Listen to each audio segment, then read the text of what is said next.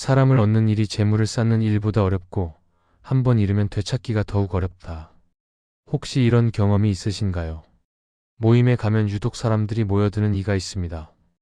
특별히 말을 잘하는 것도 아닌데 자연스럽게 대화의 중심이 됩니다.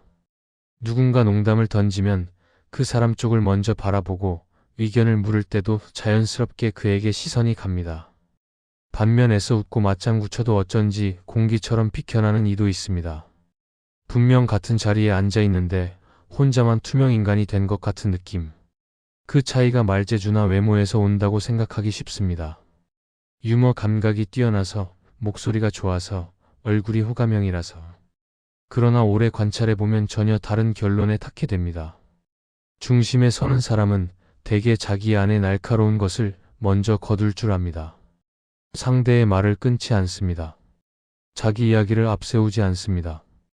틀린 점을 발견해도 바로 지적하지 않습니다. 반면 밀려나는 사람은 자신도 모르게 그 날카로운 것이 먼저 튀어나옵니다. 상대가 말을 끝내기도 전에 끼어들고 자기 경험을 덧붙이느라 바쁘고 사소한 오류를 그냥 넘기지 못합니다. 교만, 욕심, 편견, 기대. 이 네 가지는 누구에게나 있습니다. 살아오면서 쌓인 자존심, 인정받고 싶은 마음, 사람을 판단하는 습관, 상대에게 바라는 것들. 문제는 이것들이 관계의 문턱에서 자동으로 작동한다는 점입니다. 마치 방어 본능처럼 의식하기도 전에 먼저 움직입니다. 그래서 본인은 잘 모릅니다. 왜 사람들이 서서히 멀어지는지, 왜 대화가 어색해지는지, 왜 만남 후에 묘한 피로감이 남는지. 우리는 흔히 상대를 바꾸려 했습니다. 저 사람이 좀 달라지면, 저 사람이 나를 알아주면 관계가 나아질 거라 믿습니다. 그러나 진짜 바꿔야 할 것은 상대가 아니라 내 안의 반응입니다. 정약용이 관직에 있을 때 개혁을 외칠수록 적이 늘어나는 것을 보았습니다. 옳은 말이 반드시 사람을 얻는 것은 아니었습니다. 바른 소리를 할수록 동료들의 눈빛이 차가워졌고 정론을 펼칠수록 조정에서 고립되어 갔습니다. 그는 유배지에서 오랜 시간 곱씹었습니다. 왜 진심이 통하지 않았는가? 왜 바른 뜻이 미움을 샀는가? 10여 년의 유배 생활 동안 그는 농부와 어부, 떠돌이 장사꾼과 말없는 노인들을 만났습니다. 그리고 깨달았습니다. 말의 내용보다 말하는 사람의 태도가 먼저 읽힌다는 것을.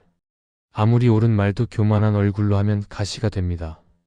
아무리 좋은 뜻도 내 공을 앞세우면 부담이 됩니다. 당신은 요즘 어느 자리에서 자주 작아지십니까? 가족 앞입니까? 오랜 친구 앞입니까? 처음 보는 사람들 사이입니까? 그 자리에서 당신의 어떤 본능이 먼저 고개를 드는지 한번 떠올려 보십시오. 혹시 내가 옳다는 마음이 앞서지는 않습니까? 혹시 알아주지 않는다는 서운함이 먼저 올라오지는 않습니까? 오늘 이야기는 남을 다루는 기술이 아닙니다. 나를 다스려 사람을 곁에 두는 법입니다. 답은 멀리 있지 않습니다. 오히려 너무 가까이 있어서 보지 못했을 뿐입니다. 지금부터 그 네 가지 본능을 하나씩 들여다보겠습니다. 우리가 속여야 할 것은 상대방의 마음이 아닙니다. 내 안에서 자동으로 튀어나오는 반응들입니다. 속인다는 말이 불편하게 들릴 수 있습니다. 그러나 여기서 속임이란 거짓을 말하는 것이 아닙니다. 본능이 시키는 대로 즉각 반응하지 않는 것입니다.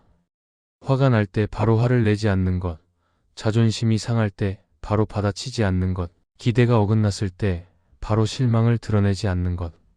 이것이 내 본능을 속이는 일입니다. 정약용은 젊은 시절 총명함으로 이름을 얻었습니다. 22살의 과거에 급제하고 정조 임금의 눈에 들어 중용되었습니다. 그는 자신이 옳다고 믿는 것을 거침없이 말했습니다.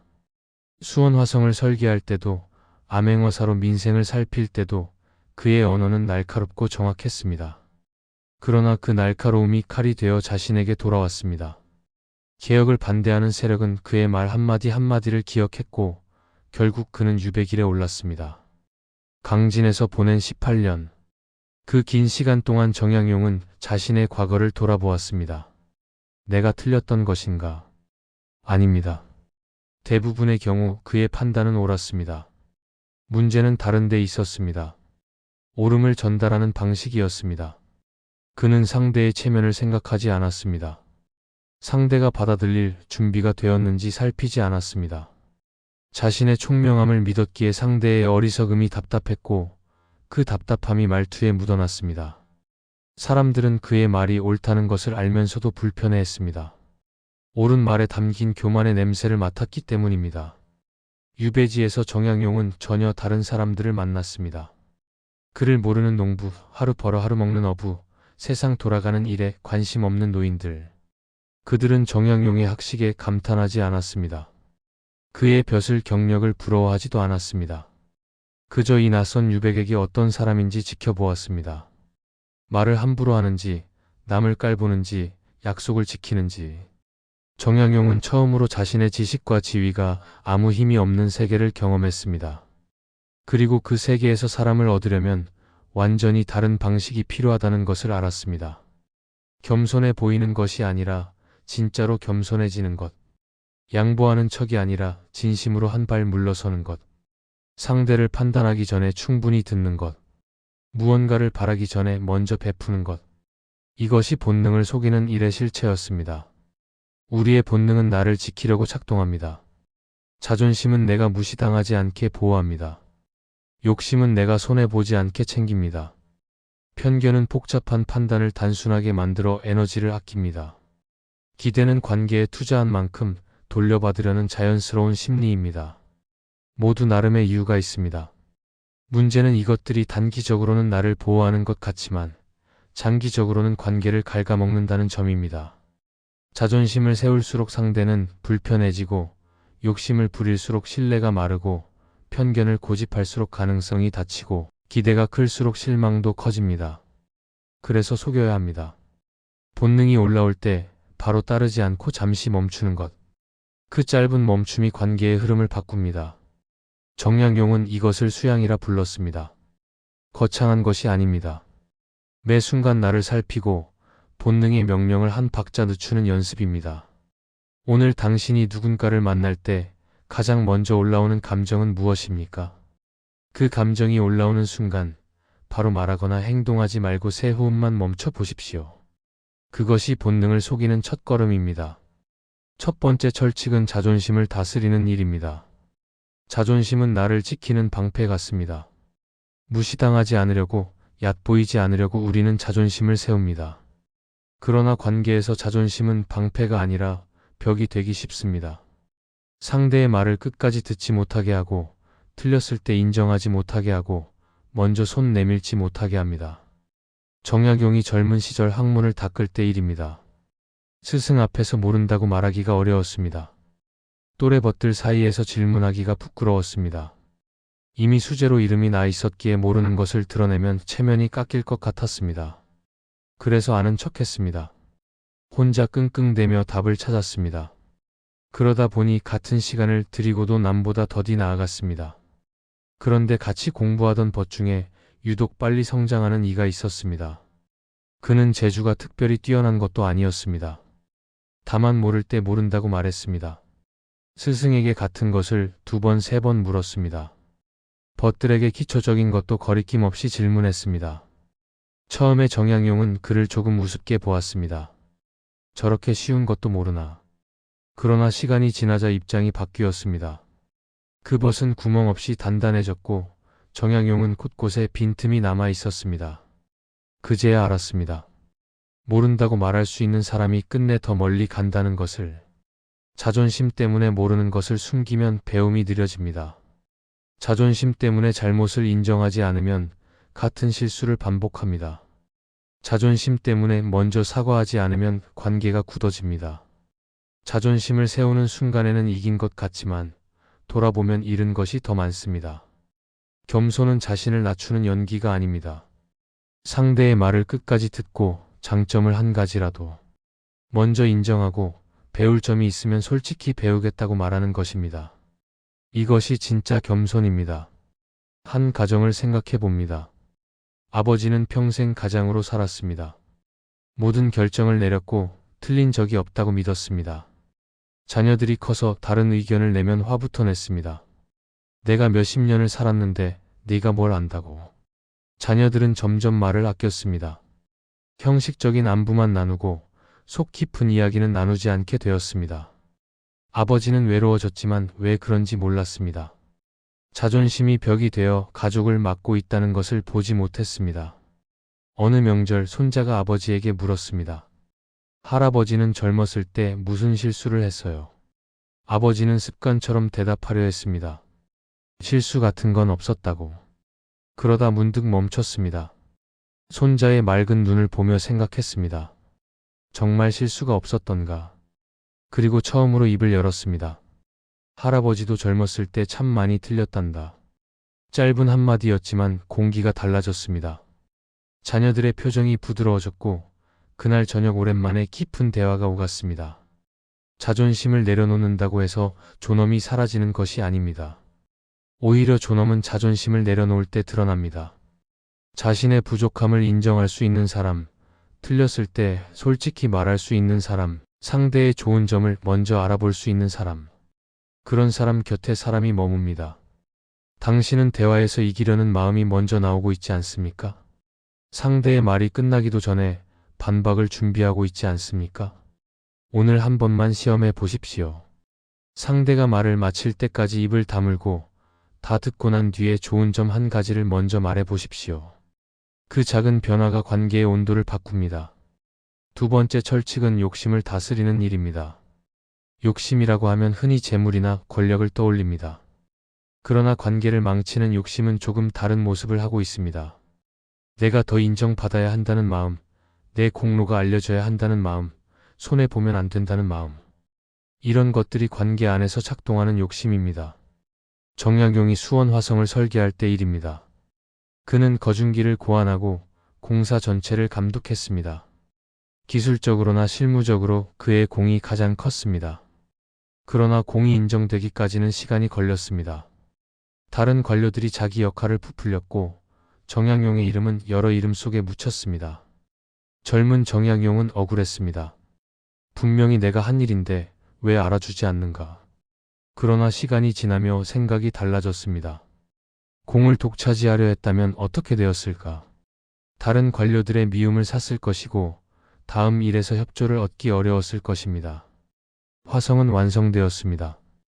역사는 결국 진실을 기록했습니다. 당장의 인정보다 일의 완성이 남았습니다. 정약용은 사람을 쓰는 자리에서 이 원리를 더 깊이 배웠습니다. 공을 나누면 사람이 모이고 공을 독차지하면 사람이 흩어집니다. 짧게 보면 손해 갔지만 길게 보면 나누는 쪽이 더 많이 얻습니다. 관계가 꼬이는 순간을 떠올려 보면 대개 작은 선택에서 갈립니다. 계산이 앞서느냐 배려가 앞서느냐, 식사 자리에서 좋은 자리를 먼저 차지하느냐 양보하느냐, 일이 잘 되었을 때 내 역할을 강조하느냐 함께한 사람을 먼저 언급하느냐. 사소해 보이는 이 선택들이 쌓여서 신뢰가 되기도 하고 불신이 되기도 합니다. 한 직장을 생각해 봅니다. 팀장이 프로젝트를 이끌었습니다. 결과가 좋았고 임원 앞에서 발표하는 자리가 생겼습니다. 팀장은 두 가지 선택을 할 수 있었습니다. 자기가 발표하며 성과를 가져가거나 실무를 담당한 팀원에게 기회를 주거나. 팀장은 팀원을 앞에 세웠습니다.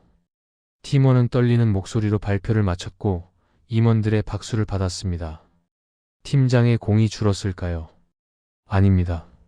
팀원은 그날 이후 팀장을 진심으로 따랐습니다. 다른 팀원들도 보았습니다. 저 팀장 밑에서 일하면 기회를 얻을 수 있다고.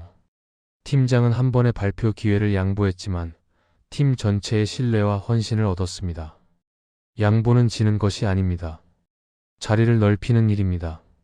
내가 한 발 물러서면 상대가 설 자리가 생기고 그 자리에서 상대는 나를 다르게 봅니다. 억지로 양보하는 척하는 것이 아니라 정말로 상대의 자리를 인정할 때 그 효과가 나타납니다. 물론 무조건 양보하라는 말이 아닙니다. 양보에도 때가 있습니다. 상대가 받을 준비가 되어 있을 때, 내가 진심으로 줄 수 있을 때, 그 양보가 관계에 의미가 있을 때, 억지로 양보하면 오히려 불편함만 남습니다. 핵심은 계산보다 배려가 먼저 나오는 체질을 만드는 것입니다. 처음에는 의식적으로 연습해야 합니다. 좋은 것을 먼저 권하고 공로를 나누고 손해처럼 보이는 선택을 일부러 해보는 것입니다. 그 연습이 쌓이면 자연스러워집니다. 당신은 요즘 무엇을 양보하면 관계가 한결 편해질 것 같습니까? 꼭 큰 것이 아니어도 됩니다. 대화에서 마지막 말을 상대에게 남겨주는 것, 작은 공로를 동료에게 돌리는 것, 선택의 순간에 한 박자 늦게 고르는 것. 그 작은 양보들이 모여 신뢰가 됩니다. 세 번째 철칙은 편견을 다스리는 일입니다. 편견은 상대를 판단하는 칼이 아닙니다. 나의 마음을 좁히는 틀입니다. 우리는 누군가를 처음 볼 때 빠르게 판단합니다. 첫인상, 말투, 옷차림, 누군가에게 들은 소문. 이런 단편적인 정보로 그 사람 전체를 결론 내립니다. 뇌가 에너지를 아끼려고 복잡한 판단을 단순화하는 것입니다. 효율적이지만 위험합니다. 한번 내린 결론은 쉽게 바뀌지 않기 때문입니다. 정약용이 암행어사로 여러 고을을 다닐 때 일입니다. 어느 고을에 악명 높은 아전이 있었습니다. 주민들이 입을 모아 그를 욕했습니다. 탐욕스럽고 교활하다고. 정약용도 처음에는 그 말을 믿었습니다. 그러나 직접 만나보니 이야기가 달랐습니다. 아전은 가난한 집안 출신이었습니다. 어린 동생들을 먹여 살리려고 무리하게 일을 맡았고 그 과정에서 미움을 샀습니다. 탐욕이 아니라 절박함이었습니다. 정약용은 그날 배웠습니다. 소문은 진실의 일부만 담고 있다는 것을, 겉으로 보이는 행동 뒤에는 보이지 않는 사정이 있다는 것을, 그래서 사람을 결론으로 보지 말고 과정으로 보아야 한다는 것을. 열린 마음이란 무조건 좋게 보는 것이 아닙니다. 판단을 유보하고 직접 확인하는 태도입니다. 최소한의 시간을 주고 여러 상황에서 그 사람을 관찰하고 섣불리 결론 내리지 않는 것입니다. 물론 시간이 지나도 변하지 않는 사람도 있습니다. 그때는 거리를 두어도 됩니다. 그러나 그 판단조차 충분한 관찰 뒤에 내려야 합니다. 한 가족을 생각해 봅니다. 며느리가 들어왔습니다. 시어머니는 첫눈에 마음에 들지 않았습니다. 말투가 차갑고 웃음이 적고 친정 이야기를 자주 했습니다. 시어머니는 결론 내렸습니다. 우리 집안과 맞지 않는 아이라고. 그 결론이 모든 것을 물들였습니다. 며느리가 음식을 해도 부족해 보였고 청소를 해도 허술해 보였습니다. 며느리가 아무리 노력해도 이미 내려진 결론을 뒤집기 어려웠습니다. 며느리는 점점 말을 아꼈고 시어머니는 그것마저 불만이었습니다. 몇 년이 흘렀습니다. 시어머니가 크게 아팠습니다. 병원에서 붙어 있어야 하는 시간이 길어졌습니다. 며느리가 간병을 맡았습니다. 처음에는 의무감으로 시작했지만 긴 시간 함께하며 알게 된 것들이 있었습니다. 며느리가 말이 적은 것은 친정에서 상처받은 일이 있어서였습니다. 웃음이 적은 것은 타고난 성격이었습니다. 친정 이야기를 자주 한 것은 외로움 때문이었습니다. 시어머니는 침대에 누워 생각했습니다. 내가 이 아이를 너무 빨리 판단했구나. 사정을 알려 하지 않고 겉만 보았구나. 퇴원 후 시어머니가 먼저 손을 내밀었습니다. 미안했다. 내가 너를 몰랐다. 며느리는 울었습니다. 그 한마디가 몇 년의 벽을 허물었습니다. 편견은 무지에서 옵니다.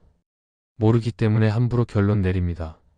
그래서 편견을 다스리는 방법은 간단합니다. 더 알려고 하는 것입니다.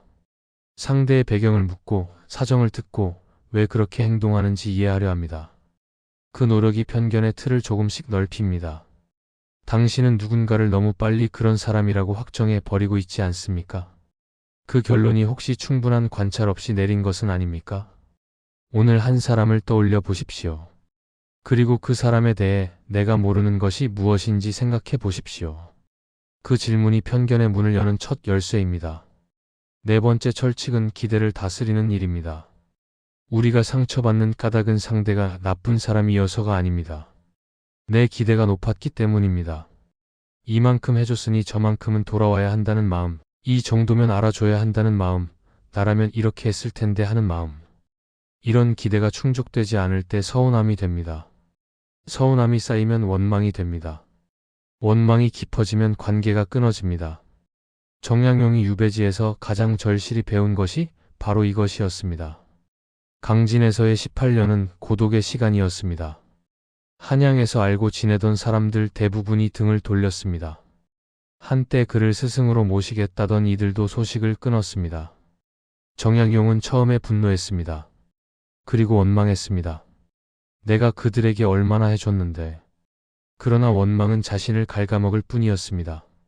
상대는 멀리 있고 상처는 자기 안에만 남았습니다. 정양용은 생각을 바꾸기로 했습니다. 그들이 나를 버린 것이 아니라 내가 그들에게 너무 많이 기대한 것이라고. 기대를 낮추자 마음이 가벼워졌습니다. 도움을 받으면 감사했고 받지 못해도 원망하지 않게 되었습니다. 유배지에서 만난 몇몇 사람들이 작은 도움을 주었습니다. 밥 한 끼, 책 한 권, 소식 한 줄. 정양용은 그것들을 당연하게 여기지 않았습니다. 아무것도 기대하지 않았기에 모든 것이 선물이었습니다. 그 감사의 마음이 오히려 사람들을 끌어당겼습니다. 작은 것에도 진심으로 고마워하는 사람 곁에 사람이 모였습니다. 기대는 사랑처럼 보이지만 종종 거래가 됩니다. 내가 이만큼 줬으니 너도 이만큼 줘야 해. 이것은 관계가 아니라 계약입니다. 관계가 계약이 되면 피곤해집니다. 줬는지 받았는지 계산하게 되고 조금만 균형이 어긋나도 불만이 생깁니다. 진짜 관계는 계산 없이 주고 돌아오지 않아도 괜찮은 마음에서 시작합니다. 물론 이것은 쉽지 않습니다. 인간은 공정함을 추구하게 되어 있습니다. 내가 준 것에 상응하는 것을 받고 싶어 합니다. 그래서 기대를 완전히 없애라는 말이 아닙니다. 기대의 성격을 바꾸라는 것입니다. 상대에게 거는 기대를 줄이고 자기에게 거는 기대를 높이는 것입니다. 나는 베풀었다. 그것으로 충분하다. 돌아오면 감사하고 돌아오지 않아도 내가 한 일의 가치는 변하지 않는다. 이런 마음이 기대를 건강하게 만듭니다. 한 부부를 생각해 봅니다. 아내는 남편에게 기대가 많았습니다. 기념일을 챙겨주길, 감사의 말을 자주 해주길, 힘들 때 알아서 위로해주길. 남편은 표현에 서툴렀습니다. 마음은 있지만 말과 행동으로 드러내지 못했습니다. 아내의 기대는 자주 어긋났고 그때마다 싸웠습니다. 당신은 왜 이것도 못 해주느냐. 남편은 억울했고 아내는 서운했습니다. 어느 날 아내가 생각을 바꿨습니다. 내가 기대를 너무 많이 하고 있었구나. 남편이 표현을 못하는 것이지 사랑이 없는 것이 아니구나. 기대를 낮추자 보이지 않던 것들이 보였습니다.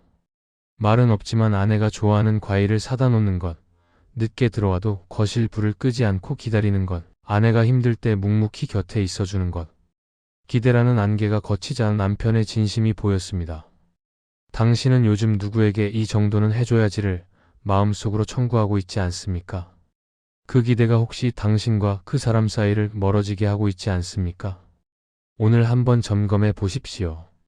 내가 거는 기대가 정당한 바람인지 아니면 계산인지. 계산이라면 조금 내려놓아 보십시오. 그 여백에서 진짜 관계가 자랍니다. 4가지 철칙을 다시 한번 정리해 봅니다. 자존심을 내려놓으면 상대가 편해집니다. 욕심을 덜어내면 신뢰가 쌓입니다. 편견을 거두면 가능성이 열립니다. 기대를 낮추면 마음이 자유로워집니다. 이것은 관계 기술이 아닙니다. 성숙의 과정입니다. 정약용이 말년에 글을 정리하며 강조한 것은 결국 사람을 얻는 일이었습니다. 재산은 없어지고 명예는 바래고 권력은 넘어갑니다. 그러나 진심으로 맺은 관계는 남습니다. 유배에서 돌아온 정양용 곁에는 몇 사람이 끝까지 남아 있었습니다. 권세를 좇지 않고 이익을 계산하지 않고 그저 그 사람이 좋아서 곁에 있던 이들입니다. 정양용은 그들이 얼마나 귀한지 알았습니다. 세상의 모든 것을 잃어본 사람만이 아는 귀함이었습니다. 나이가 들수록 관계는 넓히기보다 정갈하게 다듬는 쪽이 지혜입니다. 젊을 때는 많은 사람을 알고 싶어 합니다. 명함을 모으고 인맥을 쌓고 연결을 자랑합니다. 그러나 어느 순간 깨닫습니다. 정말 필요할 때 남는 사람은 손에 꼽는다는 것을, 화려한 교유보다 깊은 유대가 중요하다는 것을. 그래서 중년 이후의 관계는 정리가 필요합니다. 피곤하게 만드는 관계는 놓아주고 서로를 진심으로 아끼는 관계에 에너지를 집중합니다. 관계의 수를 줄이면 깊이가 늘어납니다. 자존심을 부리지 않아도 되는 사람, 욕심을 계산하지 않아도 되는 사람, 편견 없이 있는 그대로 받아주는 사람, 기대하지 않아도 서로 채워주는 사람. 그런 사람 몇 명이면 충분합니다. 노년의 품격은 여기서 갈립니다. 어떤 노인은 사람들에게 둘러싸여 있습니다.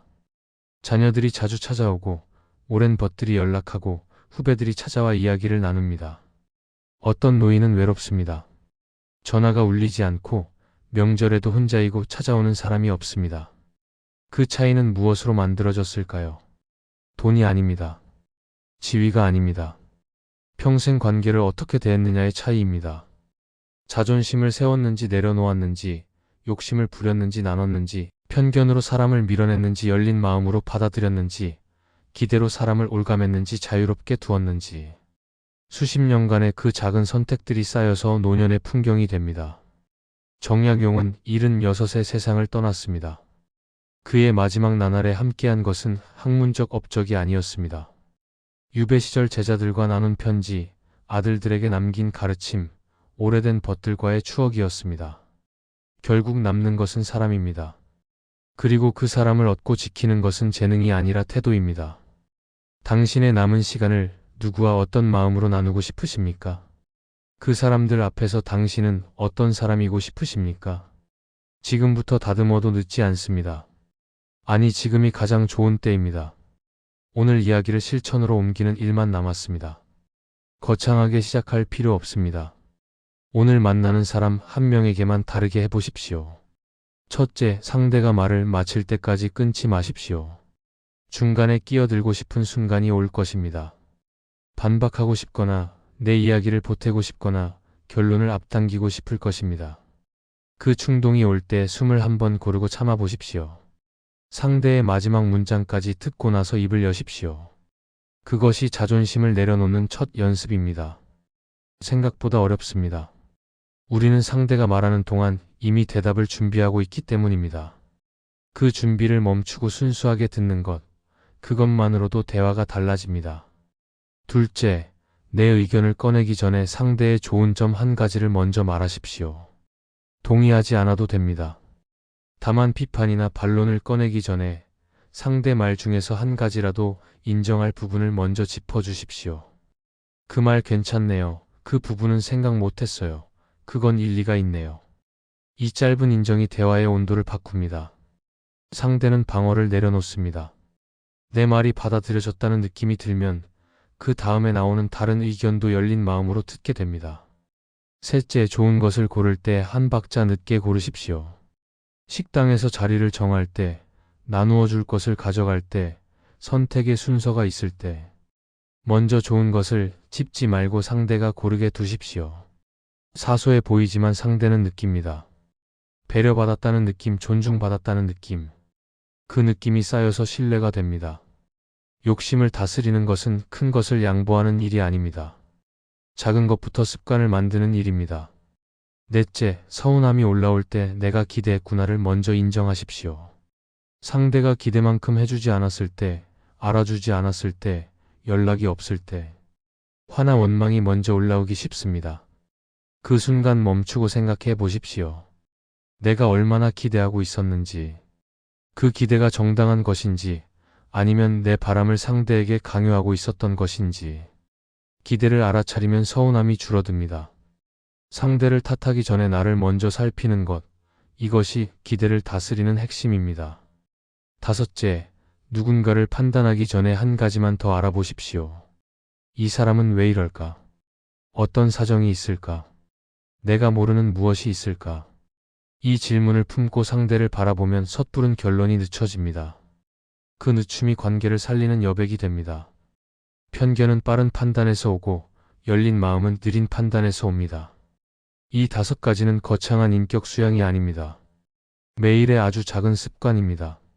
한 번에 바뀌지 않습니다. 의식적으로 반복해야 합니다. 처음에는 어색하고 자꾸 잊어버리고 예전 습관대로 돌아갑니다. 그래도 괜찮습니다.